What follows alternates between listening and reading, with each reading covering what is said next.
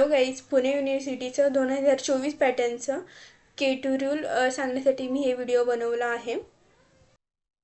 चॅनलला सबस्क्राईब करून ठेवा जेणेकरून माझे व्हिडिओज तुम्हाला दिसतील, कारण मी असेच तुम्हाला इन्फॉर्मेटिव्ह व्हिडिओज टाकणार आहे. सो आत्ता तुमची एक्झाम झाली असेल, 1 महिन्याने तुमचा रिझल्ट लागतो. तुमचा रिझल्ट लागल्या मी तुम्हाला व्हिडिओ ह्या चॅनलवरती टाकलंच. सो चॅनलला सबस्क्राईब करून ठेवा जेणेकरून माझे जे व्हिडिओ आहेत ते तुम्हाला दिसतील. सो हे फर्स्ट. आणि तुमचा जो एक्झाम आता जी तुमची फर्स्ट सेमची एक्झाम झाली आहे, मी तुम्हाला या चॅनलवरती व्हिडिओज टाकले होते इम्पॉर्टंट क्वेश्चन्स म्हणून.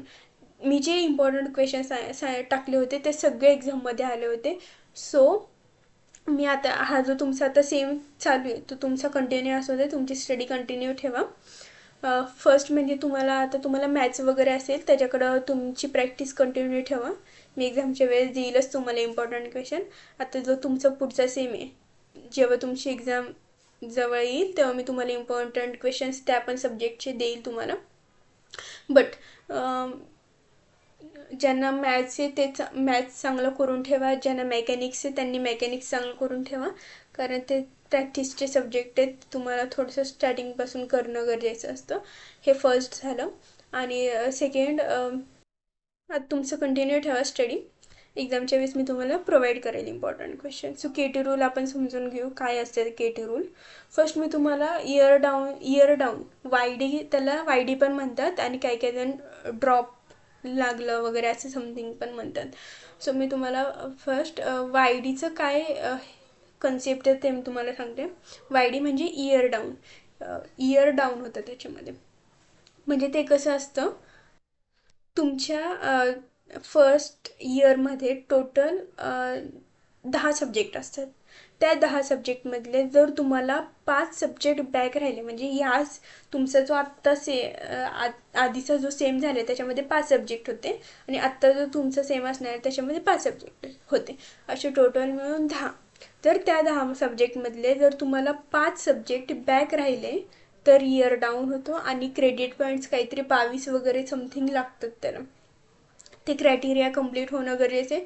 जर तुम्हाला 5 किंवा 5पेक्षा जास्त सब्जेक्ट बॅक राहिले तर इयर डाऊन होतो.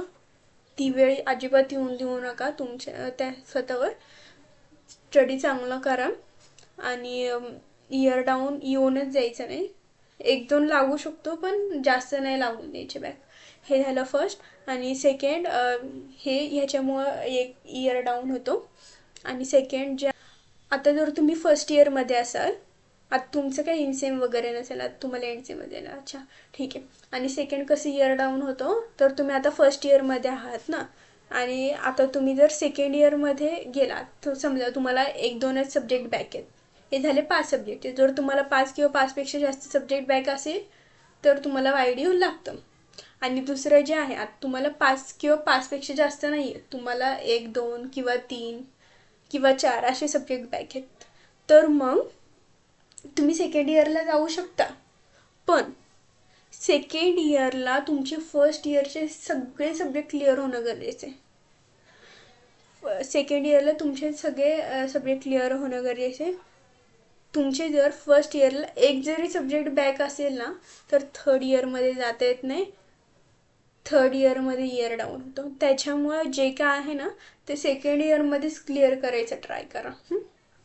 हे आहे KT रूल्स. ओके. सो आणि काही पण होऊ द्या, फर्स्ट इयरमध्ये ना जास्त अवघड जो सब्जेक्ट आहे किंवा प्रॅक्टिसिंगचा जो सब्जेक्ट आहे, मॅथ्स आणि मेकॅनिक्स, ह्या सब्जेक्टमध्ये काही पण होऊ दे, बॅक लागूनच जायचं नाही, कारण ते काढणं खूप अवघड असतं. सो या सब्जेक्टमध्ये बॅक लागून द्यायचंच नाही. काही होऊ देत, फर्स्ट अटेम्प्टमध्येच क्लिअर करायचं ट्राय करायचं. ओके. कारण तुम्ही जसं सेकंड इयरला जाता तुम्हाला बाकीच्या पण सब्जेक्टचं प्रेशर असतं. आता तुम्ही तुमचं जे सब्जेक्ट कंटिन्यू तेच अभ्यास करणार ना. जर तुम्ही सेकंड इयरला गेले तर मग ह्या सब्जेक्टचा वेगळा अभ्यास करायचा जे बॅक आहेत, आणि तुमचे जे सेकंड इयरचे सब्जेक्ट आहेत त्याचा वेगळा अभ्यास करायचा, असं करावं लागतं. मग त्याच्यामुळं ना ज्या त्या वेळेसच क्लिअर करायचं ट्राय करा. ओके. सो असे आहेत हे KT रूल्स. सो इयर काही पण होऊ द्या, इयर डाऊन होऊन द्यायचं नाही. आणि मॅथ्स आणि मेकॅनिक्स या सब्जेक्टमध्ये अजिबात बॅक लागून द्यायचं नाही. स्टार्टिंगपासूनच अभ्यास कंटिन्यू ठेवा. आता सेकंड इयरचं तुम्हाला M2 असेल आणि काही काहींना असेल मेकॅनिक्स, सो त्यांचा ते तुम्ही स्टार्टिंगपासूनच कंटिन्यू ठेवा अभ्यास. ओके. सो असेच मी तुम्हाला इन्फॉर्मेटिव्ह व्हिडिओ टाकणार आहे. आता तुमचे रिझल्ट पण लागतील 1 महिने, आताच तुमची एक्झाम झाली ना, तर रिझल्ट पण लागलच. 1 महिन्याने लागतं ते रिझल्ट आला की तुमचा रिझल्ट लागले मी ह्या चॅनलवरती व्हिडिओ टाकलच. ते पण तुम्हाला इन्फॉर्मेशन भेटून जाईल. आणि एक्झामच्या वेळेस मी तुम्हाला सपोर्ट करणारच आहे. एक्झाम आली की मी एक्झामच्या वेळेस तुम्हाला इम्पॉर्टंट क्वेश्चन्स देतात, तेवढं करा आणि तेच एक्झाममध्ये येतात.